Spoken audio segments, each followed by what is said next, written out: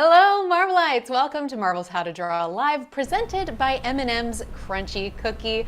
I'm your host, Lorraine Sink, and today we're going to see Marvel Comics artist Alex Lins bring to life one of the most powerful mutants in the Marvel Universe. Of course, I'm talking about Storm, and we are live today, so send in all your questions and comments for Alex in the chat. And if you're going to draw along with us, be sure to share your art with us after the stream. Now, I truly couldn't do this alone, so let's bring on our artist. Please welcome the superstar artist who has worked on books such as New Mutants and Immortal Hulk, Alex Lins. Hi, Alex. Thanks so much for being here. Thank you for having me. Super excited. Yeah, I'm very excited to see you draw Storm today. Are you ready to put some digital pen to some digital paper? Yes, for sure. All right, well, I'll let you get started there on your drawing. And I just want to remind all our friends who are watching, we want to hear from you in the chat. So let us know if you have any questions for Alex as he draws Storm. And here's a little question to get us going. Alex, you know, you've gotten to work with a few fan favorite Marvel characters over the years. Do you have a favorite to draw from the Marvel canon? I mean, I think be very obvious with my answer, which is Wolverine, just because of how flexible the character is. You know, the different versions and the different kind of intensity that you can draw it. I think it's he'll be probably one of the ones that I draw the most. Definitely someone from the X-Men tends to be. That's what I'm usually drawing. Yeah, you're definitely a mutant aficionado. I'd love to know, what's your Marvel origin story? What's the first way that you encountered the Marvel characters and comic books? Yeah, so I mean, I used to read like all kids, like, you know, the kids drawing the Disney characters and those kind of comics. And then a friend of mine just kind of showed me superheroes growing up, and I believe it was Thor, probably one of the first superhero comics that I read, and that's how I got started. Awesome. And you know, everybody goes through sort of a different process as they're learning to draw. Did you go the art school route? Did you kind of just self-teach? What was your journey like? Mostly self taught, but I did go to some classes over the years. I did do one class here in New York at SVA with a comic book artist called Nelson DeCastro. He's like an inker. He did several work for Marvel back, you know, and his class was definitely eye-opening for me in terms of like understanding anatomy and you know, just thinking about what superheroes could look like and understanding and thinking about, you know, the figure. So I do want to get that a shout out to him, because it definitely changed a lot of how I think about that stuff, you know. Definitely.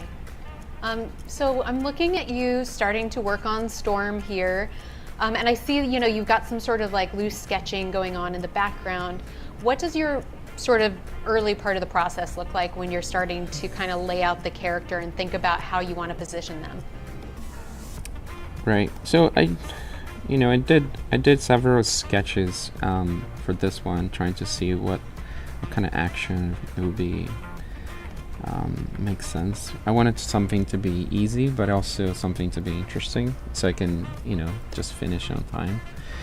And once I got the general gist of what I wanted to do, I kind of started to just, you know, the first sketches tend to be very loose or like lifeless to me sometimes, but then when I start to do like the final drawing from the concept, I trying to just, you know, just give a little the final sketch, I mean, just kind of start to just add some life to it, see where the character could feel more human. So I just, go find, the angles and the pose that feels natural, but then kind of looking at the volume, perspective, and that kind of stuff. So that's kind of what I did in this underdrawing here. But very loose, just kind of trying to build my volumes, like arms, and so I can make sure that her arm bands kind of fit in place in a way that makes sense, and like would be interesting also to make sure it fills in the composition in kind of an interesting way. But it's very loose, so it's almost like 100 lines per part that I'm drawing, just kind of trying to feel what will make sense. But like under it is the whole idea. It's like having those cylinders and things like that, so you can know like this leg is going that way, so you see the cylinder this way, and this one is further down, so it kind of like it's more so you see more of that curve, so you kind of get a sense of this is going further back up, and this one is a little bit closer to you. Just get a sense of dynamic volume. I think that's kind of what I'm looking at and trying to figure out. And it's like, what is this story? It's like, it's what is she feeling? And all these things kind of go a little bit through my mind when I'm doing this.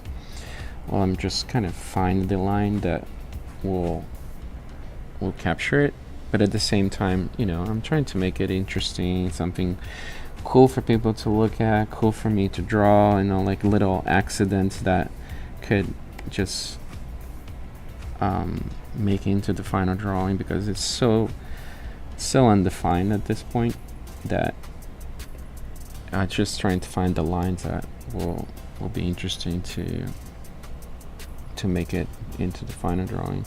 So I usually do that very loose sketch quite quickly. Once I know the pose, then I do another one a little bit tighter, that's what I'm doing before I start inking, basically.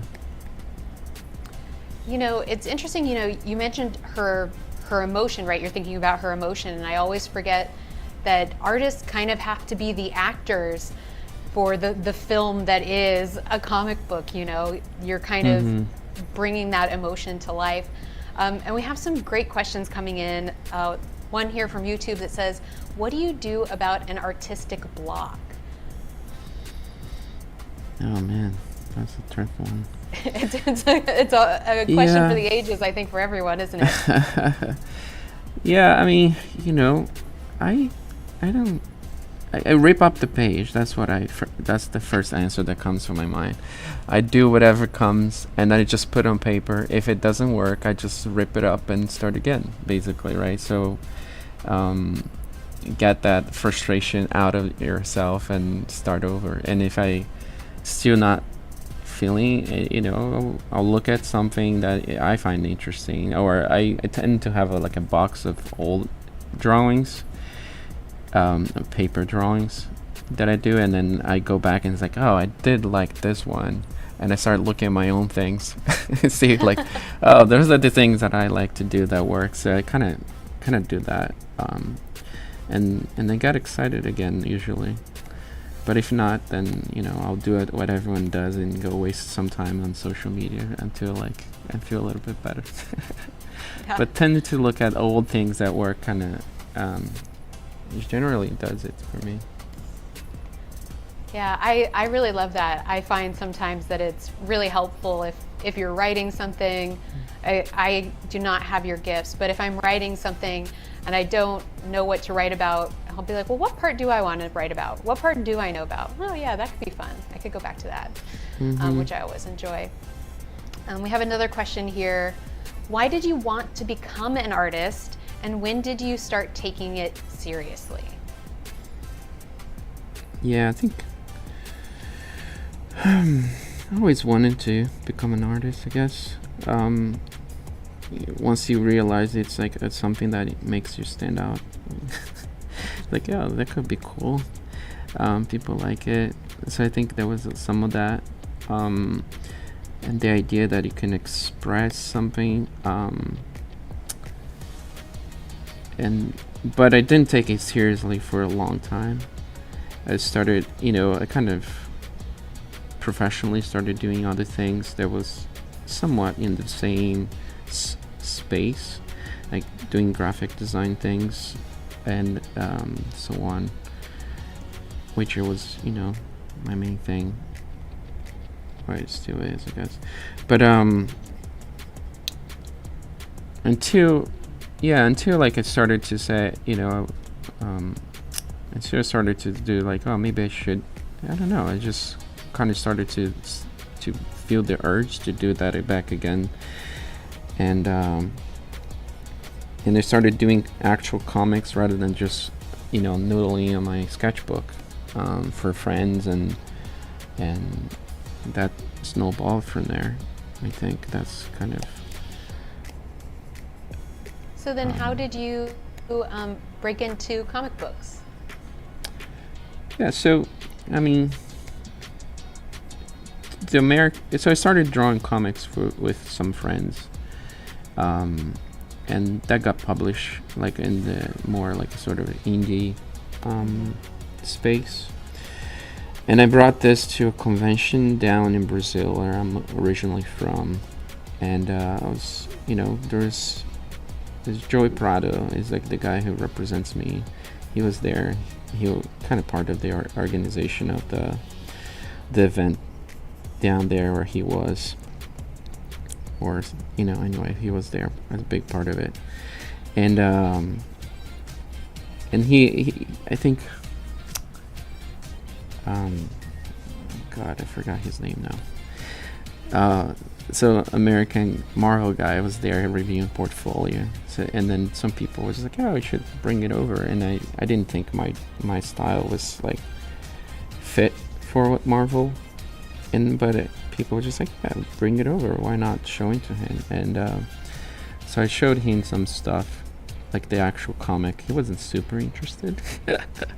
But he saw some of the other stuff in my sketchbook, and he's like, well, if you did more like this, I think that could be interesting for Marvel. And I was like, well, surprisingly enough, that's kind of how I always hoped I would draw, and I never thought Marvel would pay attention to. Anyway, so long story short, Joe thought like, oh, why don't you send him your stuff? I represent other artists, and I can, try to see. And then, so snowball from there. Kept in touch. Kept showing for like a couple of years the work and the evolution of the work until something materialized. And one of my first professional work was for Marvel. That's awesome. Yeah, Brazil Comic Con is huge, isn't it? Yeah, it's fantastic. Convention for sure. That's really cool. So we have a question here from Facebook who said, how many sketches do you usually make until you reach the final result?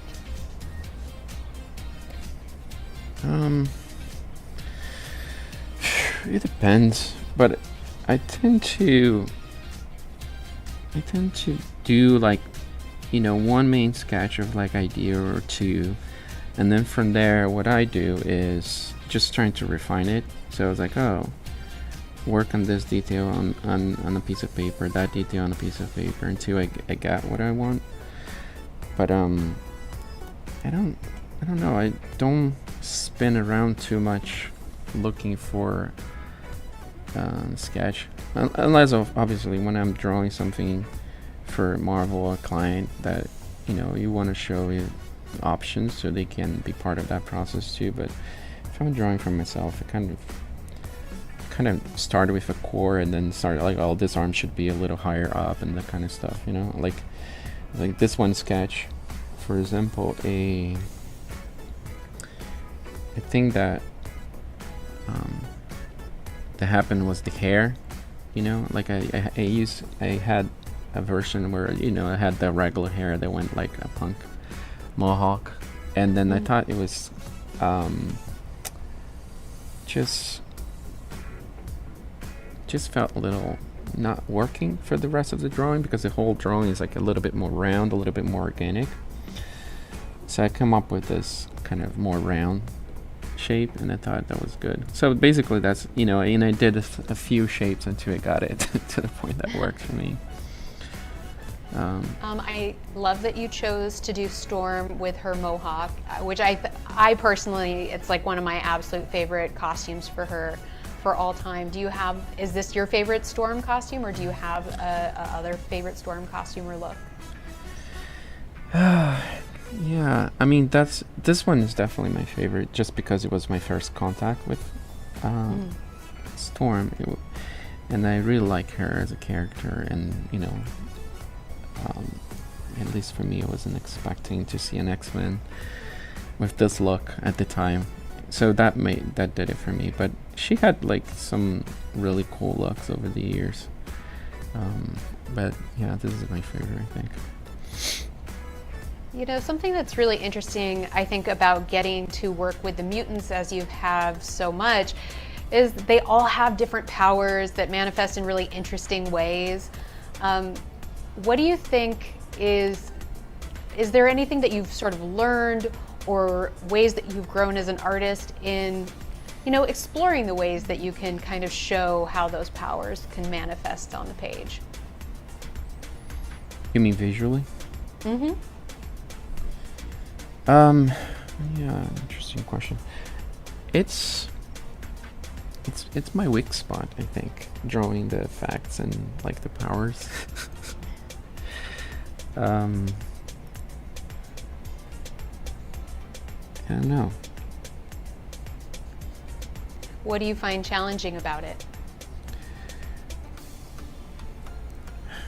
So, one of my aim, like what I like to draw, like I like to draw people that is relatable, like as you can see as a, you know, it's a human doing human things, and drawing superpower is always like that challenge, how to make it cosmically and interesting, you know, like, but at the same time to not feel too disconnected, I guess. And it also, there's such a rich tradition of like drawing some really cool, powerful effect, and I just don't want to do something that feels generic, which I sometimes feel like I do. I don't know. It's just like trying to find like something that is interesting, the way it looks, but without just seeming like, you know, nonsense, I guess. So Storm, it's easy in that sense because you got like, you know, lightning, and that makes it a little bit easier for me. If I'm making sense with my answer. Definitely. Well, let's take a little closer look as Alex Lenz continues to show us how to draw Storm.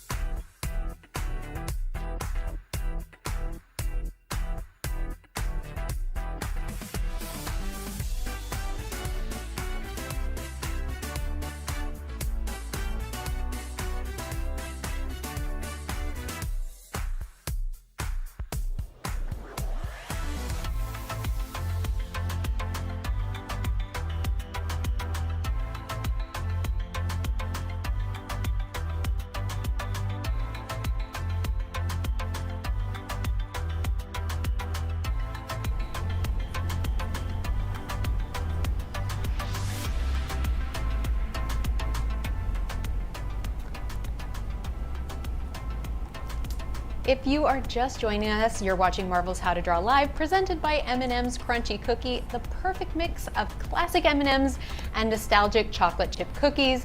And right now, we're live with Alex Linz, who is showing us how to draw Storm. Alex, tell us, where are you at in the drawing right now? Where are you kind of focusing? Okay, so I was happy with the underdrawing. Now I'm kind of starting, I guess, what do we call inking at this point. So just doing like the final line work. Awesome. And you know, it's interesting because some artists prefer to just do pencils. Some people prefer to ink their own pencils and things. What's your preference? Well, I do like to ink in my own drawings. I mean, I can't do like a pencil drawing that someone else will be able to interpret in ink. So I think a lot of my work comes in the inky stage because I leave quite a lot of information to be picked up with the ink. Yeah, I always imagine that it takes a lot of trust to let let your pencils go off into the ether. No, I don't mind that at all. I'd love to be really? able to have someone ink my work. It's just I don't know if I can draw with enough information for someone else to ink, you know. We have a question coming in from Twitch, which says, any Marvel characters you really want to draw but haven't had the opportunity to yet? Quite a bunch. So Hulk is definitely my favorite character growing up, and although I got to be on the Hulk book, I didn't get to draw Hulk himself. So hopefully I'll do that at some point. I did draw She-Hulk at some point in a cameo on a New Mutant book. That was great. So I like those characters a lot. So that yeah, I like the Silver Surfer. I think that would be a great character to draw too. What attracts you to those characters in particular?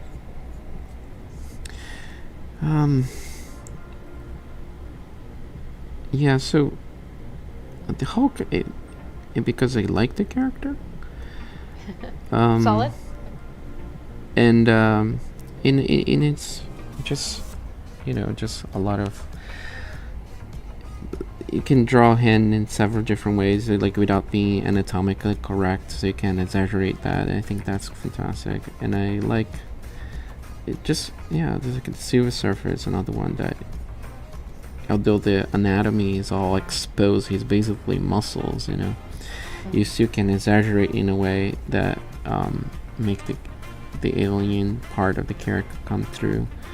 I like that, and I like the world that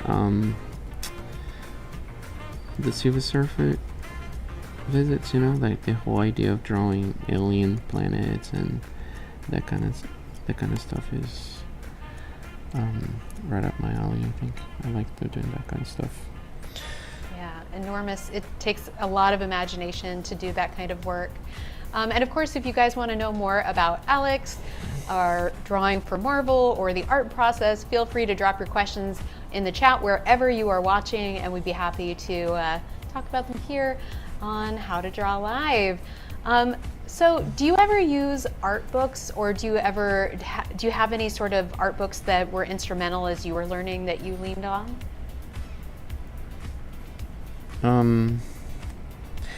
Yeah, the drawing comics the Marvel way for sure. It's just like that kind of information you couldn't find anywhere specifically, so that was like eye-opening.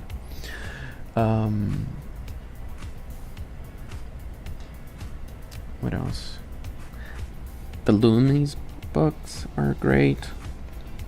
Just kind of get a sense of get all the basic and all that the foundational work right? I think, but for a long time, it's just like I didn't really get how to use those books. It's like the most important information tends to be the first, like there's 5 pages at the beginning of all these books, and those are the most important part that you ever gonna use. But they tend to be like, oh, here, make sure to thinking as shapes rather than looking at your own lines, and you kind of glance over that, and you only discover that once you're like drawing a lot, and you're like, oh, shapes, like the class that I was talking about earlier with Nelson. It was about that, like seeing the shapes, like building the shapes, because once you build a simple shape and can rotate that shape, you can draw anything. Like you just need to get the details of what's the difference between a tiger and a lion. There's some specifics, but you can get that structure right, and you can draw. But it tends to be the first 5 pages of the book that I never really paid attention. Like, oh, let's get to the meat of it, and yeah. So there's that about books for me. There you go. Read the introduction, everyone. Yeah. We have another question here from Twitch, which says, best villain to draw. Who's your favorite or the best villain you get to draw? Oh man. I'd say Dr. Doom. I don't know. He's just such a cool character. And he can be. He's a human being, but also he goes beyond that, and got like all this, like the fancy cloak and that kind of stuff, which gives you a lot of flexibility on drawing. I'm kind of fan of the classics, I guess. So I like Dr. Doom a lot. Who else? Sometimes, yeah, I don't know if he's a bad guy these days, but but I think he would be one that I like drawing. Who is that? Who would be one? Yeah, Dr. Doom. Dr. Doom. Oh, Dr. Doom. Oh, yes, yeah, Dr. Doom. Yeah, I love his cape. He has lots of drama to his costume and his vibe. Mm-hmm. And he's too human, that's kind of what attracts me too. Anyway. Yeah, he's kind of got a great like contradiction to him, right? Like that kind of irony of like he's so emotional and he's so human, but he also like wears a metal mask and is trying to control everything. Yeah, exactly. He's like this. Well, it's fitting that he's like dressed as a kind of a robot in a way. It's like trying to suppress his humanity, or so he can be evil. But I suspect that he still wants to do good in his own way. Yeah, no, it's very true. We have another question here from Twitch who said, what is your practice routine these days? Do you have a practice routine that you do regularly? I do. So because I'm either laying things out, or meaning like thinking about storytelling, or like I'm penciling, or I divide up on those tasks, right? Like, or I'm inking, say. So if I focus too much in one of them, I start to get rusty on the other ones. So if I'm inking, I just get some I just get some piece of paper and I start doing layouts, for example, so I can get that going. So if I'm laying things out, so I tend to, like, at the end of the day, just do some inking exercise, so I don't get to, to lose practice.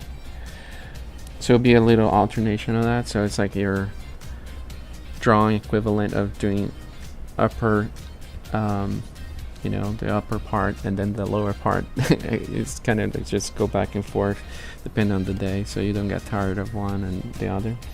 So it goes a little bit like that, and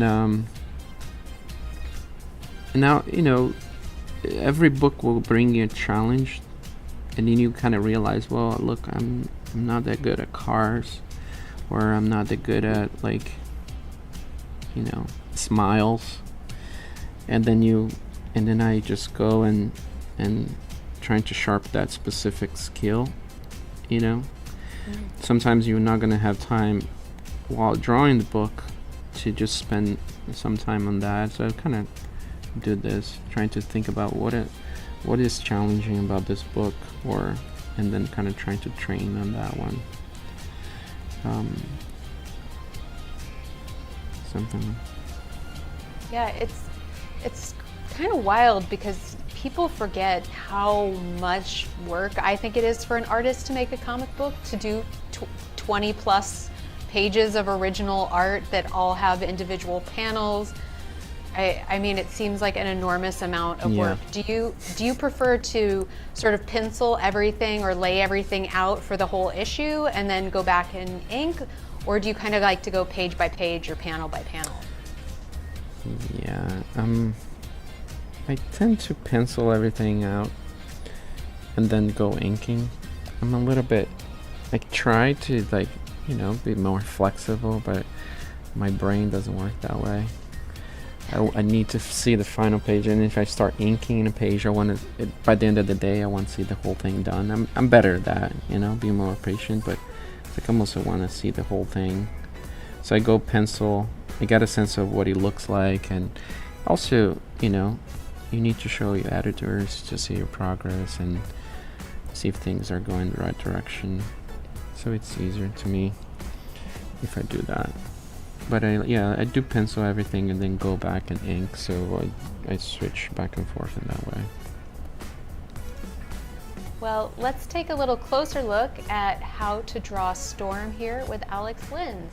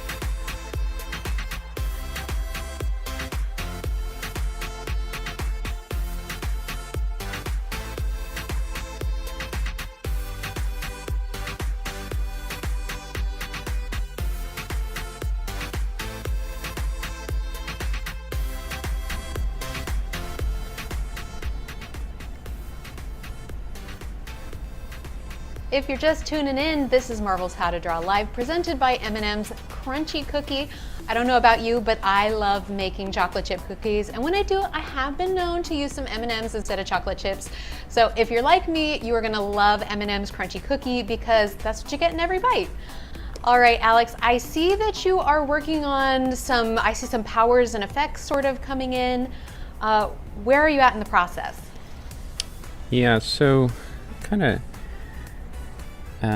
cheating a little bit here, cheating. I had some lighting effect that I drew before that I like. And so I brought those in, and I'm kind of just integrating that to the artwork, the line work for the character, and hopefully I'm gonna start moving on to colors, I think. Ooh. We also have some good love coming in from Twitch.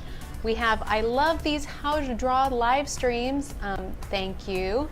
Very cool. We have a blast getting to do them, and this is just like magic to me, what you do, Alex. Like, it's just so impressive to just sort of see this character magically appear on the page. I know. I think that's what every one of us like to do too. It's like, oh, look what I just made appear. There's some magic to even, definitely to myself, some of that. And we got another YouTube comment here that said, Mohawk Storm is the best. Hard agree. And we got another great one from YouTube that says, wow, good work. Loved it always. Your art is just incredible. Well, thank you. And then we have a question here from Twitch, which said, what are your most important tips for absolute beginners?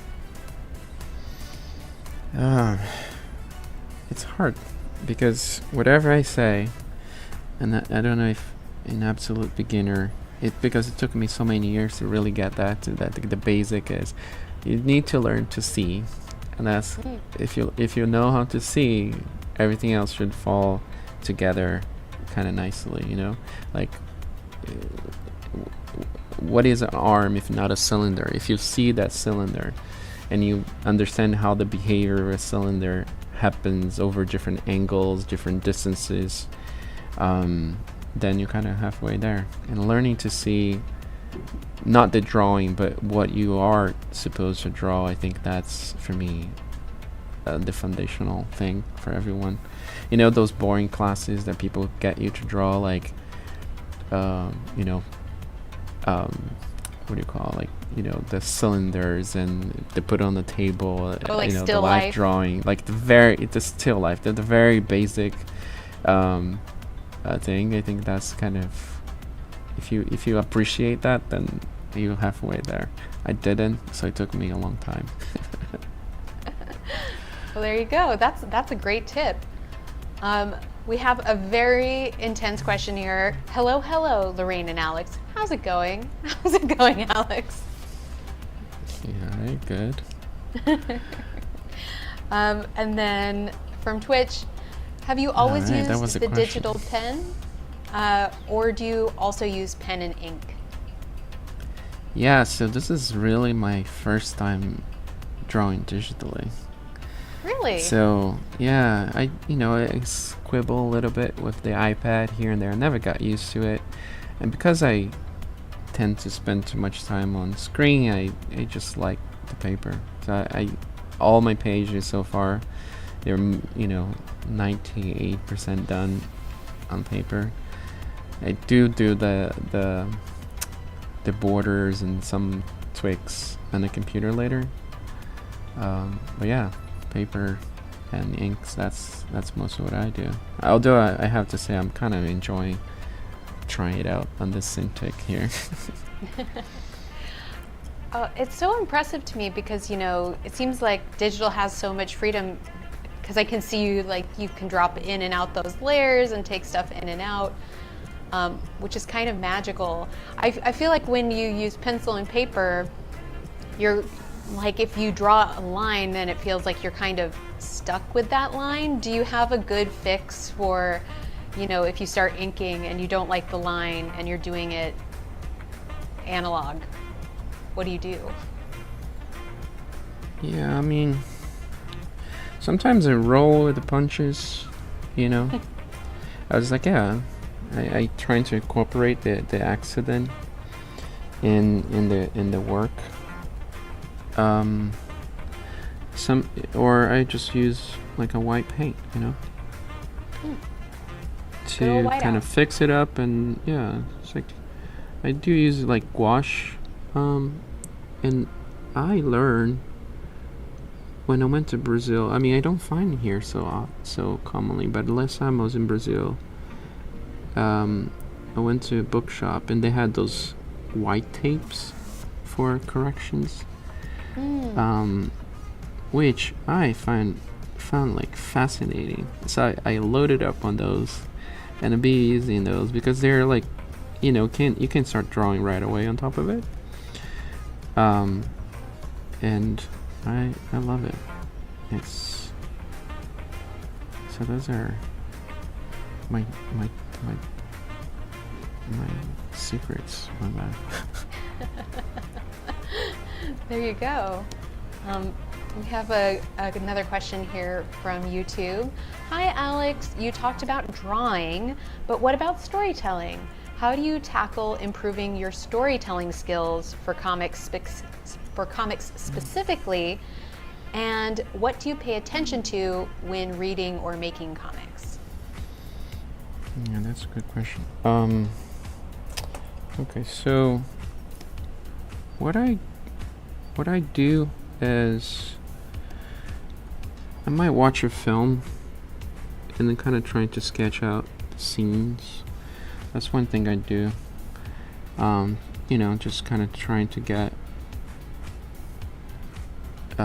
composition that tells the story effectively.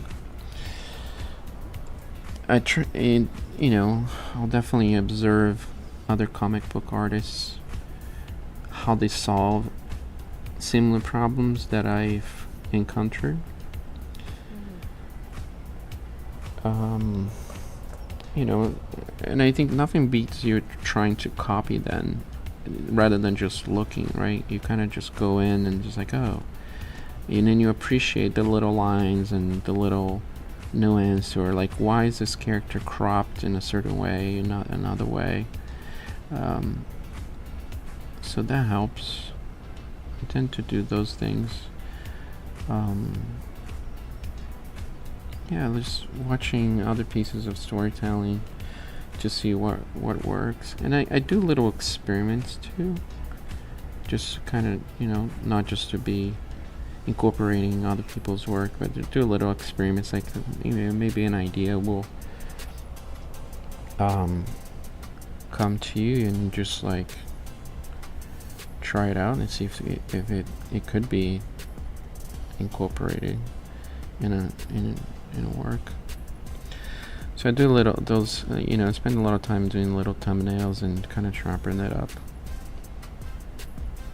And you know, it's a lot of people use the metaphor of like, oh, it's kind of like music in a way for like storytelling with the beats and riffing and speed, and I didn't quite understood that for some time until I kind of decided to.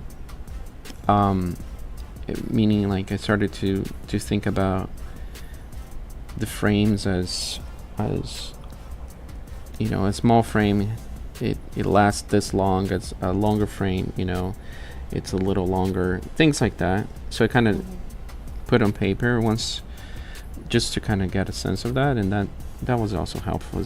So what I'm saying is like, are there other things that you can look to be inspired by, or because, you know, music, a song can tell a story. So why not borrow from that, you know? Definitely. I think, yeah. So right now you're sort of filling everything in with red. What is this part of the process, and how does it work? Yeah, so I'm gonna start coloring soon, and to make it easier later on, I'm just kind of building the shape as in a block of color so I can use to easily select later. So I don't have to be careful once this is done, you know? Like, so the colors will be within the shape, so I can just kind of, I'm gonna color pretty loosely. So it will make my life easier. When you were little, were you really good at coloring books? No, I want to say I don't remember, but my guess is no, because I'm not good at coloring even now. So yeah, this is my weak spot. So you're watching me trying my best at doing this. I think you're very modest. No, it's true. But yeah, we'll see. And then we have a comment here that just said, finding this mesmerizing to watch, lol, as well as a question. What is your favorite thing about working on Marvel Comics specifically? Okay. I haven't done much work for other publishing companies, and I don't see any wood here, so I'm not gonna, I don't know, hopefully I'm not botching it, but it's been some of my favorite professional experiences is working with Marvel, because well, it doesn't feel like work. People are so passionate about what they do, you know, and that energy, it just like makes your life easier and the work environment more interesting. So yeah, so like they appreciate what you do, they give you the freedom. It's been quite interesting to me, and you got to play with those characters, you know, kind of fun. Yeah, it definitely is just so fun to get to be around the characters and the stories, and to see it all come to life is really fun from this side of the table for sure. How many different people are involved in making comic art for a comic book? Yeah, it depends, right? But it could be that one person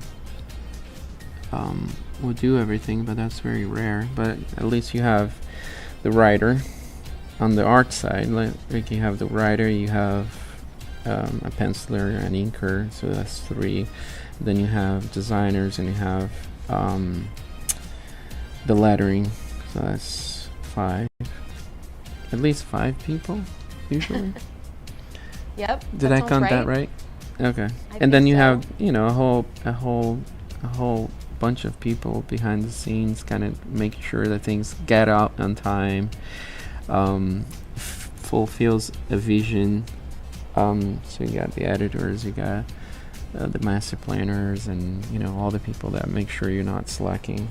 So it's a lot of people. Definitely. But, I always think it's interesting that in comics you always meet a lot of editors have theater backgrounds, and I feel like a lot like theater, you know, comic books are this really collaborative art form where everybody is like has a different section of what they do and is contributing their own little piece of the puzzle in a fun way. Yeah. All right, well, I mean, yeah. Let's take a little bit closer look at How to Draw Storm here with Alex Linz.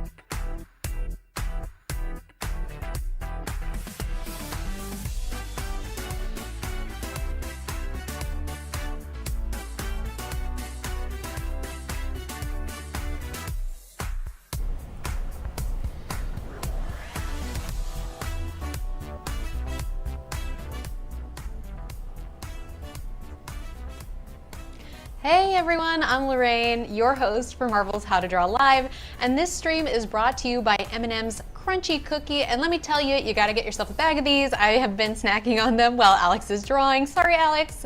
I'm enjoying a snack though. And speaking of Alex, wow, it's really coming together so amazingly. Where are you at in the color process? Yeah, so just finishing up that blocking of the colors. So now I'm just now is like the fun part, sort of for me, which is just rendering out like the shadows, and just hiding some of my mistakes with the colors, things like that, so you make it a little bit more focus on one thing or another thing that I wanted to highlight. So I'm using that time now for that. So kind of just roughly, just using a bit of gradient, a bit of painting over, just kind of help focus the eye. So that's basically what I'm doing. Kind of doing some special effects and things like that. So going back, it looks amazing. I have a question here from Twitch, which says, what screen resolution do you usually work with? I know you don't use a digital pen all the time, but what screen resolution do you usually work with, and how big is this piece pixel-wise? Thanks. So this one is about 2500 pixels wide. Yeah, but if you're gonna work for print, you want to make sure that is at the final resolution that I want to be printed at. I tend to draw at like 600 DPIs, which makes the drawings sharper, and then kind of dial it back to what needs to be, say 300 or so. But yeah, 2000. If it's 2000 pixels at 300 DPI, it's gonna be a small drawing. But yeah, that's what this one is about. For the stream works well. And how long does it usually take you on average to finish an interior page? Yeah, usually about a day.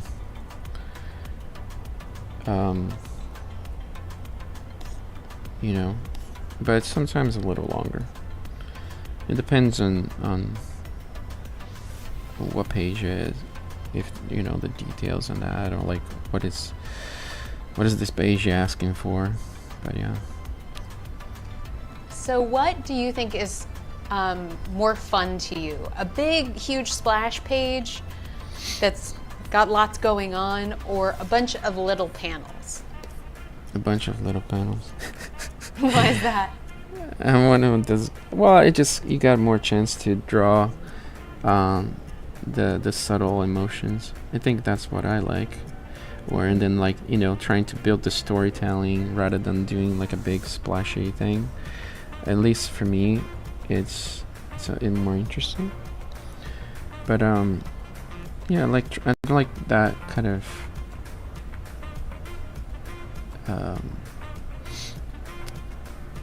problem solving part of it, So yeah. But though, of course, once in a while you want to do your double page spread, and that can be really fun if the concept is really nice too. It's like you have to bless. This is just coming together so amazingly and so quickly. I'm curious, Thank you. How do you work on your personal style, right? Like, I think it's interesting, right? Because everyone has sort of a different concept of what they're drawing to, but also I've heard it said like your style is somewhat like your mistakes, or like the thing that you do different than, and then like the way that you break from the norm. How do you kind of develop that and figure out what your style is? Yeah, that's it's a tough thing. I think it's ongoing for me, but I think, like you said, is there's a little bit of that embracing your own limitations in a way. Which comes down to like, oh, that's what I like to do, you know, and then kind of embracing what you like to do, and just trying to make it work, trying to make it something that other people can understand, and what is the best version of that mistake, you know, that only you can do because, well, you like you like, I don't like drawing it.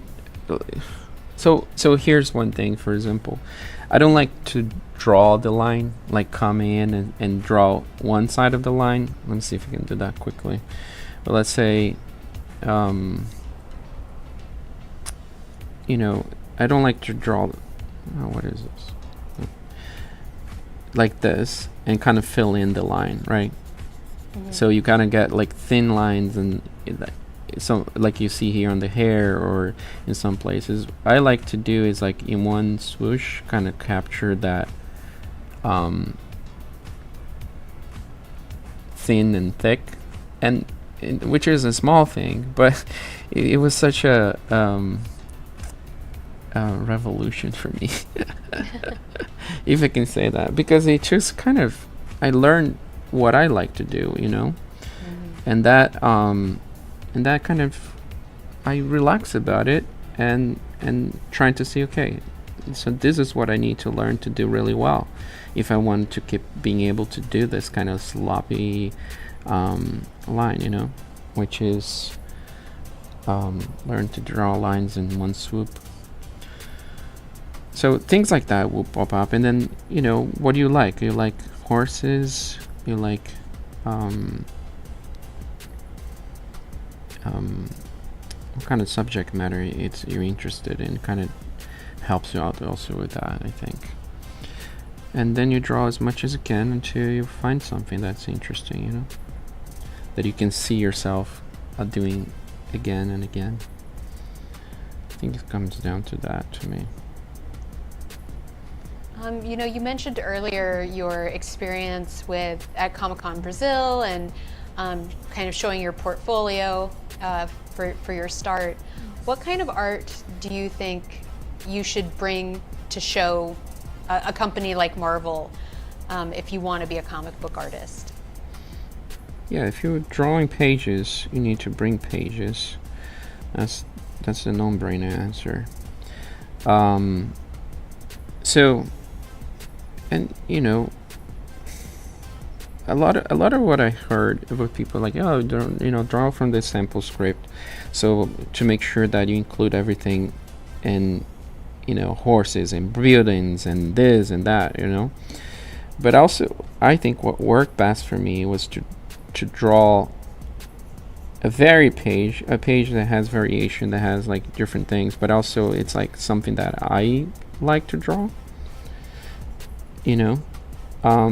So I wouldn't shy away to say, well, here's my horse space opera, because that's what I like, because you're gonna put everything of yourself in that, you know, and that passion, that love for the subject will make your page more interesting, because you're gonna go all the way, and it's something that you already have imagined.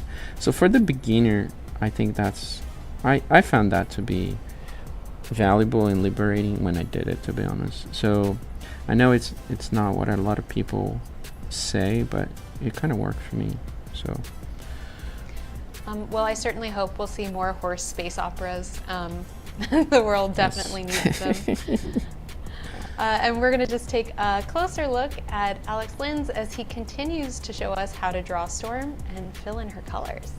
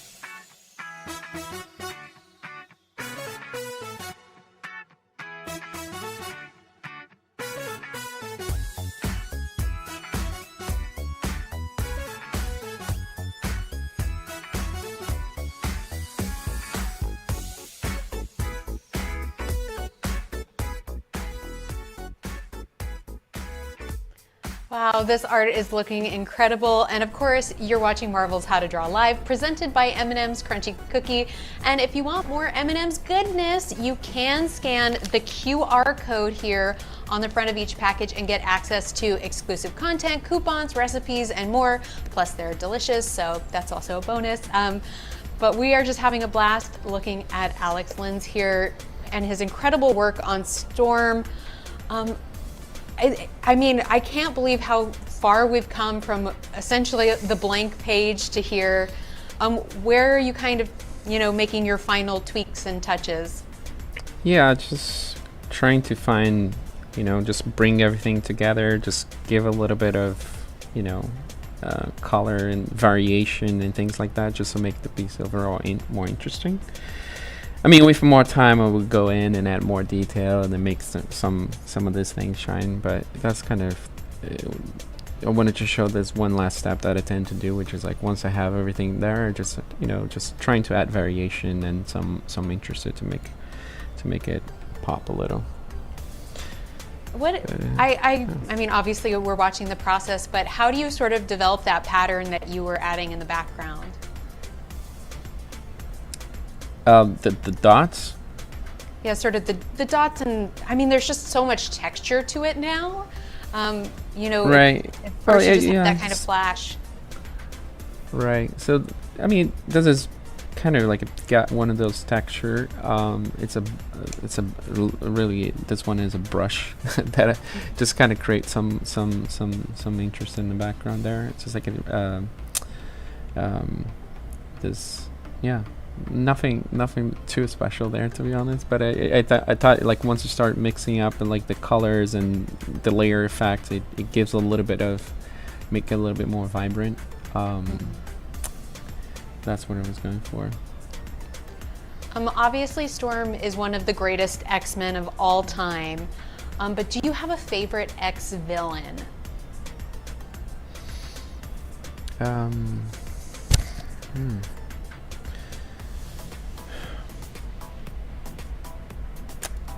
I don't know if I do have a villain that I think Mr. Sinister. I think, yeah. I think, did I say that right? Yeah, Mr. Sinister.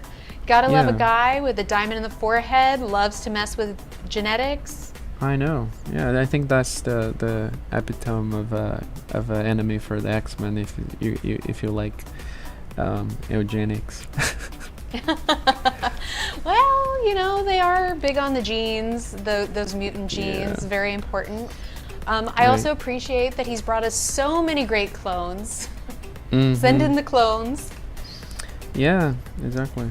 I mean, I just find it to be a perfect fit for them.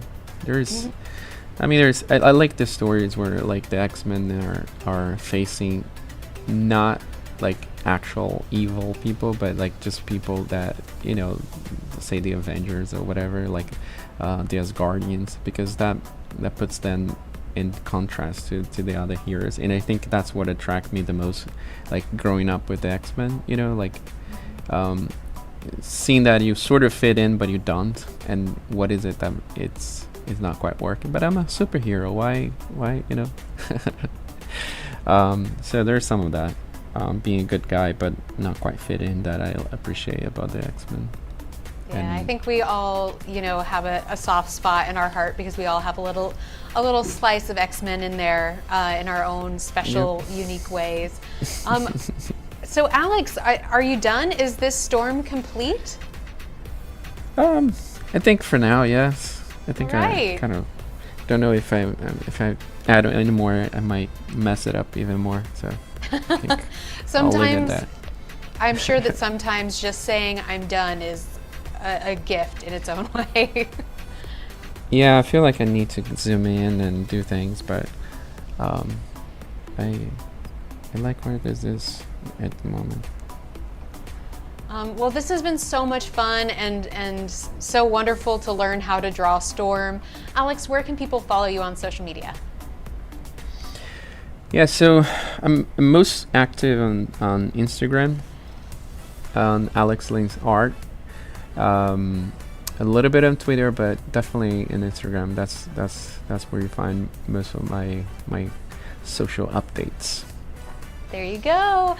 Go follow Alex, see all of his beautiful art. And everyone, if you drew along with Alex today, we want to see it. Tweet it using the hashtag #MarvelLive and we'll go check it out. And thank you so much to M&M's Crunchy Cookie for sponsoring today's stream. And of course, make sure to pick up your bag of M&M's Crunchy Cookie so that you can experience the delicious flavors for yourself. And special thanks, Alex, for sharing your incredible talent with us. Well, thank you. Thank you for having me here, and hope people got something out of it. They sure did. I know I did. Thank you so much. I'm Lorraine Sink, and this is Marvel, your universe.